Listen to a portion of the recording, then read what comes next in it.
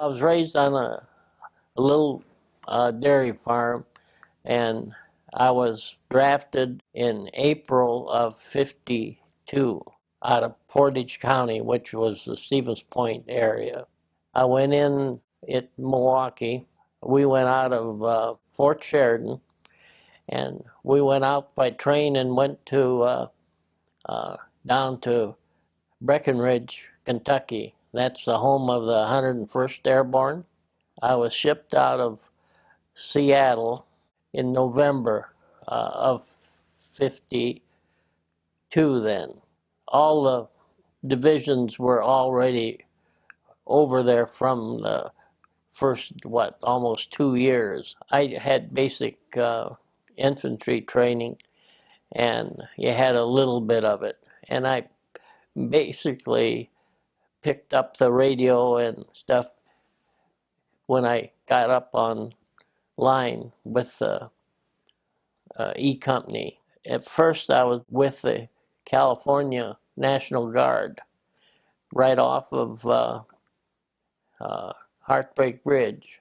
Approximately middle of January of '53, that's when they disbanded the Puerto Rican regiment, and they took individuals from all the divisions. In other words, I was in E Company of whatever regiment that was. So I took over the communication squad. When I was still with the California regiment, we were going out on patrols about a mile and a half north of the 38th parallel. And so then you were starting to get into the real cold.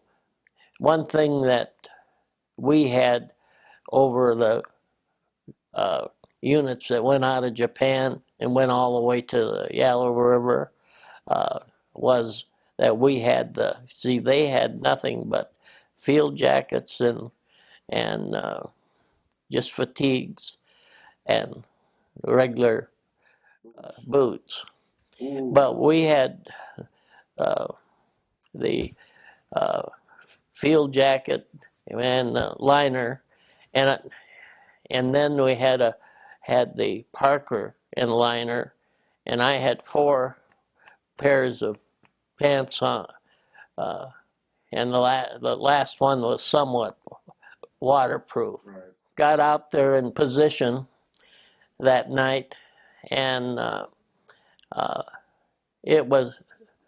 they said it was 35 below back at battalion, but the story was it was 50 below. It doesn't make much difference once it gets that cold. So we got set up, and it was so quiet out there. And I called in, and I said, we got to get back. It's too cold out here, and there's nothing out here. And, oh, no, you can't, and so we'd get up and move some, which helped. And I do remember I got back in the bunkers. The bunkers were all on line, and we had the mountain sleeping bag, and that sure felt good once I got back in those bunkers weren't heated because they were small, and then, we were still dressed with all the gear we had. And I can remember that sure felt good, getting that sleeping bag. Within a week or 10 days or in there somewhere, that's when I got transferred to the 3rd Division, the 65th Regiment. And at that time, I took over the communication squad. There were 6 of us in that squad.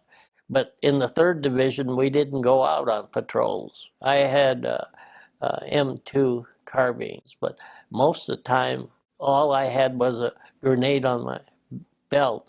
At that point, we had the most time on line, so we were back off the line when it ended.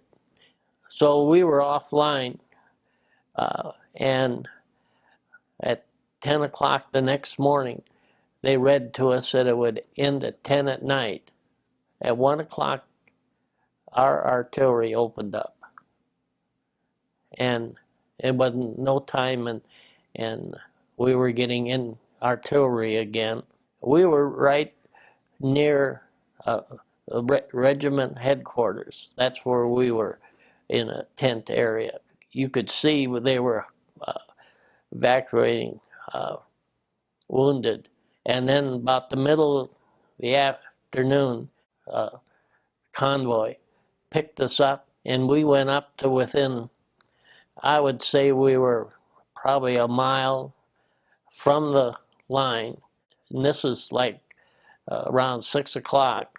And we were going to go up and replace a South Korean unit that was hit just that week before. The commander said to me, he said, we're just going to sit this out if it's going to end. So we sit there from 6, 7 o'clock that evening. I was up on a kind of a side sloping, and the shells were hitting this road just, right down from us. It stopped, both sides. Next thing I remember, I stood up, and off to the west, some smart aleck blew up a ammunition dump. I suppose it could have been 10 miles, 10, 15 miles, but I could see the deal went up, and as it slowly went down, then that was the end of the noise. So then we went up and got to this unit where this South Korean deal was, and he was a Korean, but he was a West Point graduate. The gun positions were nothing, just like a shit house. So we got up there around midnight. We placed this unit when we could see daylight is when it ended.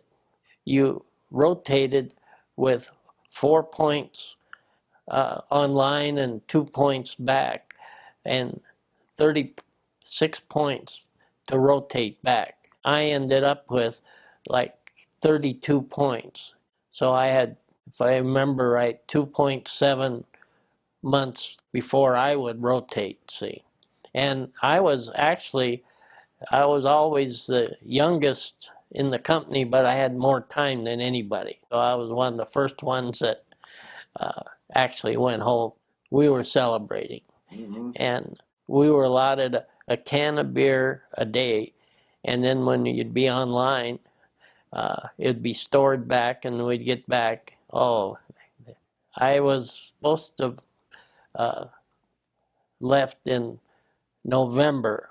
There were too many going home, so I got bumped off of that, and I didn't get to go till December. I was back in Seoul, and we boarded ship Christmas Eve. We got on that night, and we left the next morning, Christmas Day. We came back into Seattle. There were around 25 or 28 stations, and we were the only station that went back by train to Chicago.